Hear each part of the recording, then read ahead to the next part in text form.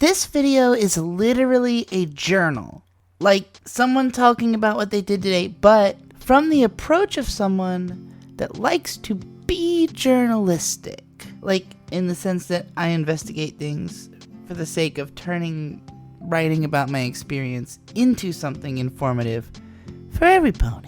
My name is Vera Bradley. I call myself Bombergirl because I was a huge fan of Bomberman 64 as a kid, and I'm also a trans woman, so I thought it would be cute if my name implied something like transgender Bomberman. There is also a Bombergirl game now, but it's Japan only.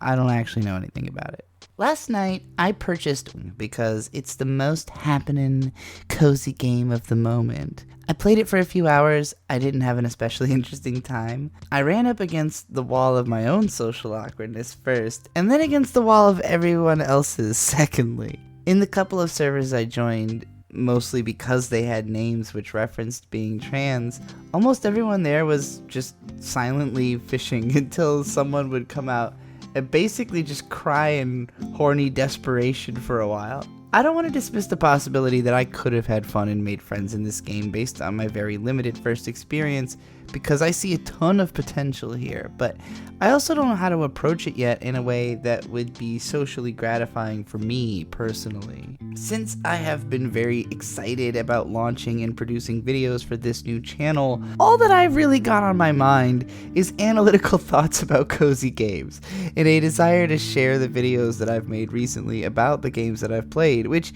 is kind of an awkward topic to just bring into on people. Kind of feels like I just showed up to promote myself, especially not knowing anything about the people I'm gaming with because they're not really saying anything besides that they play Webfishing and they're probably trans. My current plan for jumping back into the game, if I do, is that I'll just create my own room instead of joining other people's rooms and see if I can't generate a more active discussion space. But I'm not sure if my vibe really totally clicks with this game, really. My current take on it, based on other videos that I've seen, is that it seems to be something like a social recovery space for younger people than myself, whose ability to socialize was heavily affected by the lockdowns. People who are like basically trying to remember how to like be people again. I never knew how to be a person in the first place, so I feel a little bit outside even by the game standards, but not in a way that's heard as openly as the very energetic young people who tend to take up a lot of airspace in the game's chat. When I started this channel, I was very undecided about what game to cover first. Discovering Caravan SandWitch was one of the motivations that I had for even starting a channel in the first place, but I was also, rightly, concerned that it would be difficult to get attention onto a video about a game that isn't already popular, especially when my channel is unknown itself. My video was a bit late and a bit deep for a consumer review, but it was also too early for the game to have gotten its inevitable sleeper hit reputation, or me to have done the same through my channel. I can hope that my video and the game itself will perform better over time, and that I might even get to sequelize that video eventually, but I try not to live in the realm of my hopes too much. Now, early into playing that, I also started playing A Short Hike, thinking maybe I would cover that first because it's kind of one of the more famous cozy games, but I felt honestly a little overwhelmed, oddly, because I simultaneously was feeling like A Short Hike, it's an amazing game, but Caravan SandWitch, to me, like, has built on its ideas in a way that makes it like the more exciting version of kind of the same thing. So I simultaneously was feeling like, ooh, there's not as much to say about A Short Hike, but there also kind of is more to say about it because it's influenced so many games since that, like, it comes up constantly in cozy game discussion. It clearly had a lot to do with there now being this explosion of cozy games. So I would like to cover it, but I would like to cover it more in the context of like going back through time, talking about all the games that have been influenced by it, and then talking about A Short Hike, because I think it's more interesting for how influential it has been at this point than even its original existence was. You know, like, it was a cool game, but it was not as cool as how much effect it has had by its existence, in my opinion. We'll see if other people feel the same way. Minami Lane, my second video, was a fun experiment, and I'm very happy that not only did the developers repost my review on Blue Sky, but Doot even became one of the early subscribers of this channel. I only have 7 subscribers, so one of them being a developer whose game I talked about is very, very cool. Thank you, Doot, if you're seeing this video. I like your content too. I will say of my social media stance that I do not regard myself as like a fan. I am a creator. I'm not even a tertiary. I am at most a secondary creator, but I do make stuff. I'm a creative person. Obviously I can write quite well, but I also write fiction, I write music. I consider myself a capable vocal performer, although I am very much experimenting a lot with every video I make on this channel. They're all sounding very different for a reason. Even just the creation of a video in this style is an experiment. I've been kind of trying to develop a creative identity through these videos, which I really need to understand more in depth before I can move forward through the videos. And I'm scared that if I tie myself to just one specific game for my next video, and I have to talk about just that game, it'll limit my ability to explore what this channel really is. I don't think this channel should be defined entirely by individual analysis videos about specific games, but I also don't want to stray so far from what these videos have been at the core that the viewers who like those videos wouldn't feel like they're getting a consistent experience. All of these are going to be written analysis videos about cozy games. I don't think they'll be too different from one another for you to like all of them, even if there's some stylistic shifts between them. I hope. Feel free to complain, by the way. Anybody watching, feel free to complain. It helps. I need to know what the problems are. There's this video from A. Lillian where she explains what her channel is, and it was very clear that that video itself was integral to figuring out what her channel is. And I think this channel might become a lot of different things. I could turn into a VTuber. Maybe I'll turn into a streamer, especially if I turn into a VTuber. Maybe I'll end up on camera one day if I can overcome my confidence issues. I did not enjoy writing the segment in my Minami Lane video where I talked about feeling so bad over my appearance that I wouldn't appear in my videos for a long time. I didn't enjoy voicing that. I didn't enjoy editing it or hearing it back. But I left it in the video, even knowing it might make other people uncomfortable, because I wanted to remind myself that that's like not okay. Like, I wanted to hear myself saying that and get sad about it and do something about it. Like, sometimes you can't really get comfortable without catharsis first. I don't like to make promises about what kind of content I'm going to make further down the line for a number of reasons. From a psychological standpoint, announcing your intentions can give you the same feelings as actually having done something, and that can leave you with less will to even achieve something because you kind of feel like you already did just by talking about it. And I'm always worried about that feeling, but even more than that, I am deeply neurodivergent in a way that's too complicated to describe in just this video, but it's easiest to understand me, Vera Bradley, Bombergirl, as just one alter in a system who doesn't always get to be at the front, and it's really hard for me to make promises about what I'm going to do later when I might not get to be in control when the time comes. I don't know when I'm going to be here. What I can tell you is that I have just purchased Fields of Mistria. I was never able to gel with Stardew Valley's aesthetic, and I felt like I understood why that was after watching this really great first video from this new channel called Mossball, which just came out last week, and it compared the two games in a way that sold me on picking up Mistria. Now, I had already been considering it because it has some of the cutest pixel cows I've ever fucking seen. I'm a huge fan of cows. I love cows.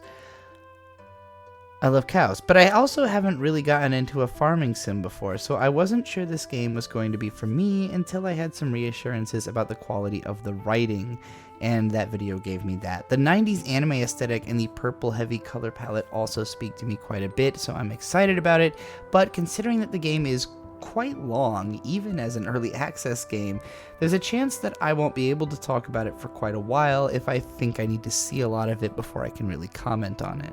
I'll also mention I'm totally broke right now, or else I would have considered picking up a few more games and software that I've been eyeballing, but I need to be able to pay my phone bill. I want to play Unpacking very badly, not only because it seems to be one of the most critically beloved short and comfy games this year, but also because I personally have moved house more than 20 times in my life, and I suspect I will have a lot to say about the game because of that. If it wasn't $20 right now and I wasn't quite so broke, I would have bought it, but instead I spent $20 on getting both Webfishing and Mistria, which seems like more of a value for the cost, but I won't really know until I've played them all.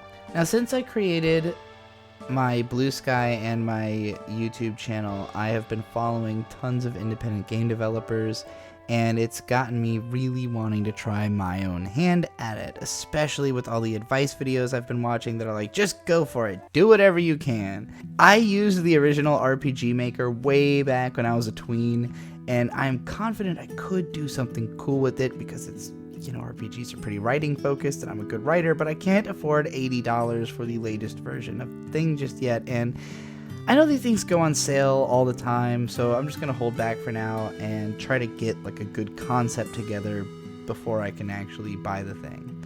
I'm thinking what I might make is a game about being a drummer. I have this character named Gold Ryoma.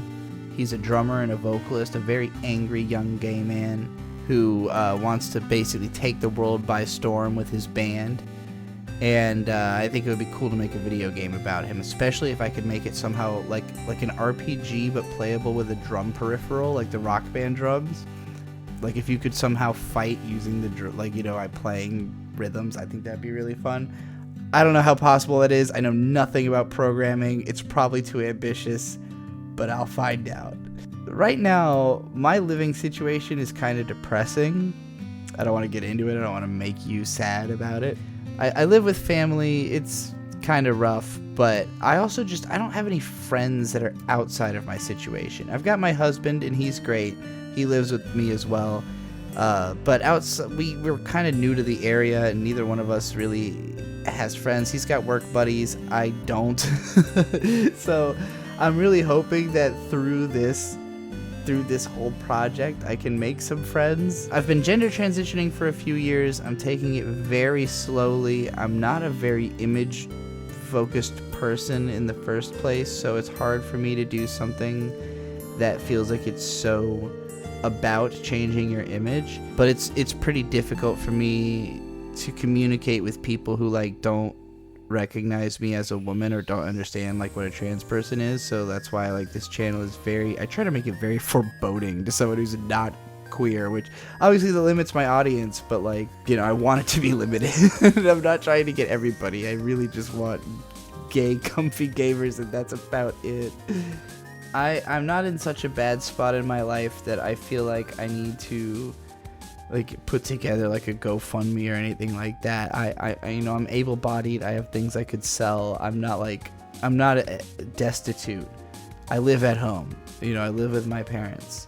Even if I don't love it there, I have a house, you know. There are people with much worse circumstances in this world. But I do feel somewhat desperate to find a sense of community and camaraderie, and I used to feel that through the internet in certain sectors. Like, there was a time where I was able to connect with people mostly through like humor, through my sense of humor that has really changed since I started transition.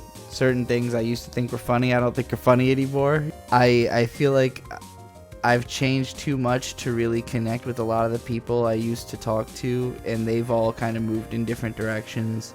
Again, I live in a new place, so like I don't have a lot going on human-wise, and like I want it through the internet, but I don't know where to find it.